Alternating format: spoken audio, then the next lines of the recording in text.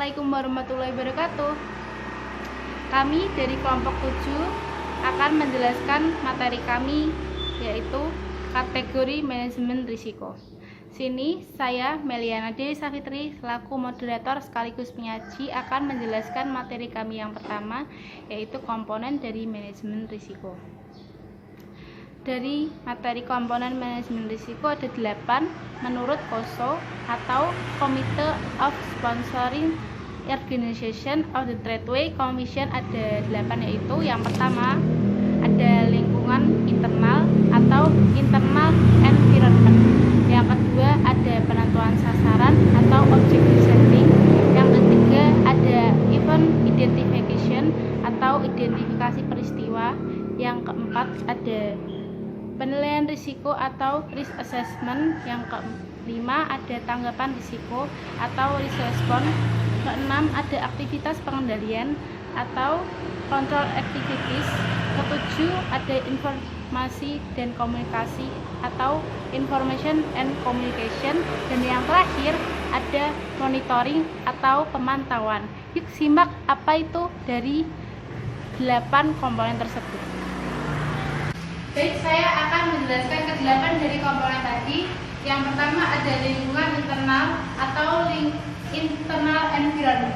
Bisa kita pahami internal itu dalam. Tadi kan dari bahasa Indonesianya tadi lingkungan internal, yaitu lingkungan dari dalam. Itu seperti mencakup etika, kesejahteraan organisasi, integritas, yang pokoknya itu segala sesuatu yang mencakup pada lingkungan dari dalam tersebut. Yang kedua, ada objective setting atau penentuan sasaran. Di sini ada 2 target. Yang pertama ada activity objective, itu terfokus pada kegiatan operasional kepatuhan dan pelaporan dalam perusahaan.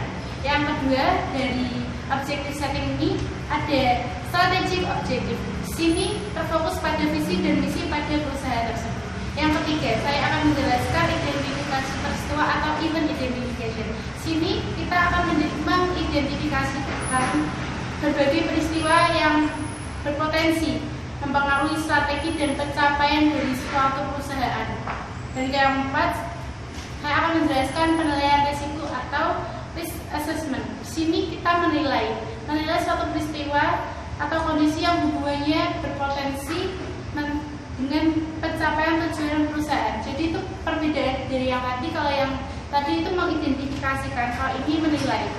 Di sini kita perlu menganalisis tentang kemungkinan dampak dengan 2 perspektif atau 2 pandangan. Yang pertama ada kecenderungan atau likelihood. Yang kedua ada impact atau consequence. Di sini kita bisa melihat berapa besar sih realisasi risikonya. Dan yang kelima ada tanggapan risiko. Ini ada mengevaluasi risiko selanjutnya, menentukan sikap. Kita harus bagaimana kalau risikonya ada terjadi, itu kita harus bagaimana. Jadi itu langsung dievaluasi. Di sini terhadap risiko ini kita tergantung risiko yang dihadapi itu apa. Dengan yang pertama itu menghindari risikonya atau avoidance. Kedua mengurangi risiko atau reduction. Ketiga memindahkan risiko atau sharing. Keempat menerima risiko atau acceptance. Yang keenam saya akan menjelaskan dari aktivitas pengendalian atau control activities. Kegiatan ini meliputi 5. Yang pertama ada membuat kebijakan dan prosedur. Yang kedua atau pelimpahan wewenang. Ketiga mengamankan aset perusahaan. Keempat pemisahan fungsi. Dan yang terakhir pengawasan. Selanjutnya saya akan menjelaskan ke-7 dari komponen informasi dan komunikasi, information and communication.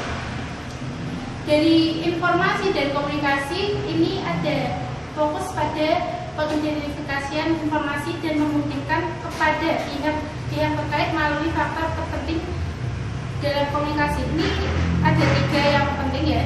Ada kualitas informasi, arah komunikasi, alat komunikasinya itu seperti apa. Yang ke-8 atau yang terakhir dari komponen ini ada monitoring. Monitoring itu pemantauan. Yang terpenting itu untuk dipertimbangkan dalam proses pemantauan ini adalah pelaporan dan laporan yang kegiatan ini.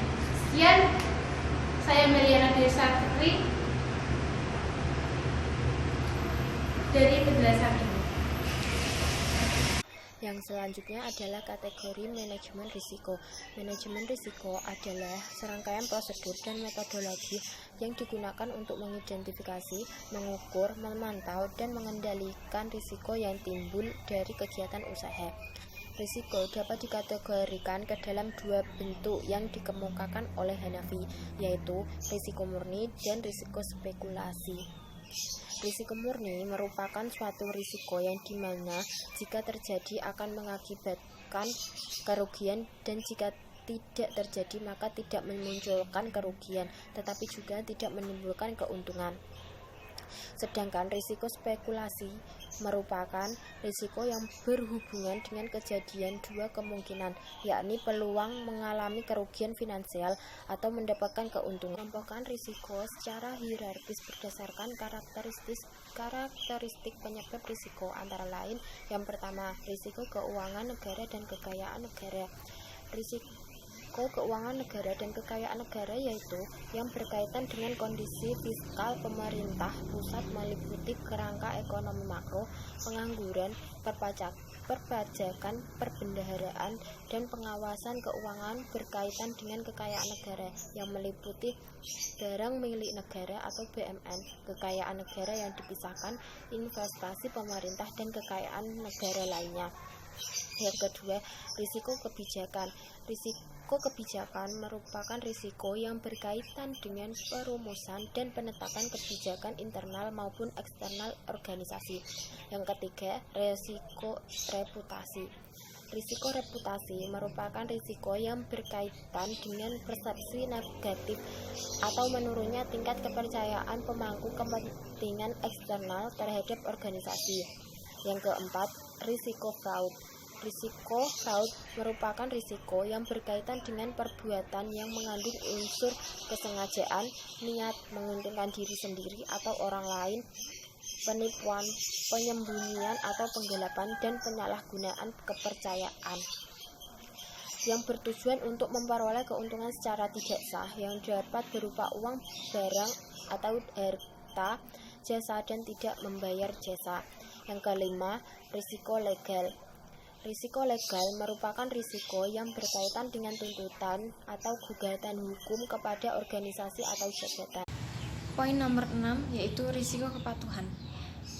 Risiko kepatuhan yaitu risiko yang berkaitan dengan ketidakpatuhan organisasi atau pihak eksternal seperti wajib pajak terhadap peraturan perundang-undangan. Yang ketujuh, risiko operasional, yaitu risiko yang berkaitan dengan tidak berfungsinya proses bisnis, organisasi, sistem informasi, atau keselamatan kerja individu. Poin selanjutnya, kategori risiko tergantung dari sudut pandang dari mana kita melihatnya dan aktivitas. 1. Risiko dari sudut pandang penyebab. Ada dua macam risiko ya, yaitu 1. Risiko keuangan dan risiko operasional. Risiko keuangan adalah risiko yang disebabkan oleh faktor-faktor keuangan, misalnya risiko kredit.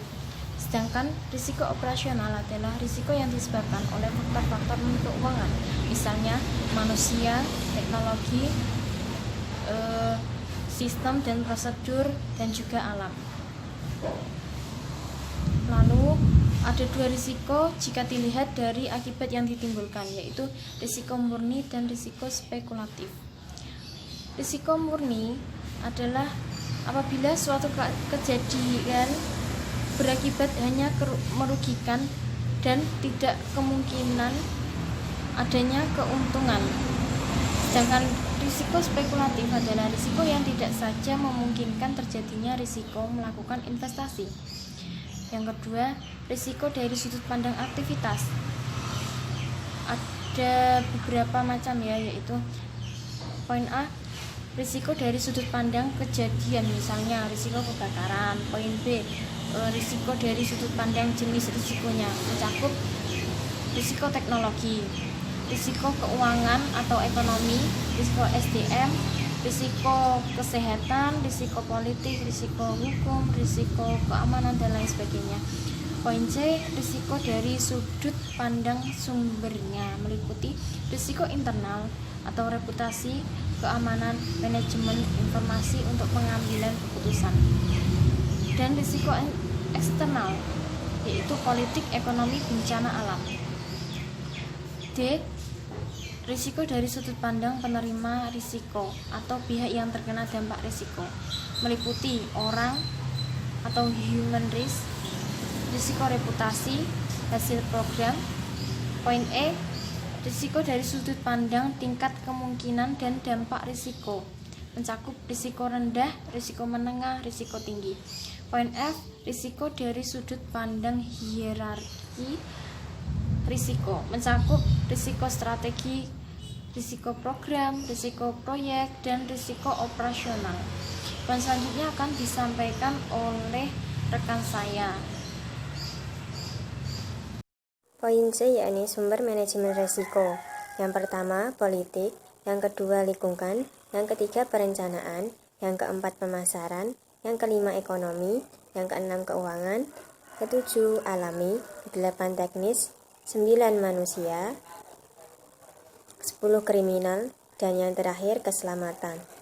Kemudian selanjutnya, pihak yang menerima risiko meliputi yang pertama, orang, yang kedua, reputasi, yang ketiga, hasil program, yang keempat, bangunan dan aset, yang kelima, lingkungan pelayanan. Selanjutnya saya serahkan kepada moderator. Sekian dari kelompok kami, kurang dan lebihnya kami mohon maaf. Wassalamualaikum warahmatullahi wabarakatuh.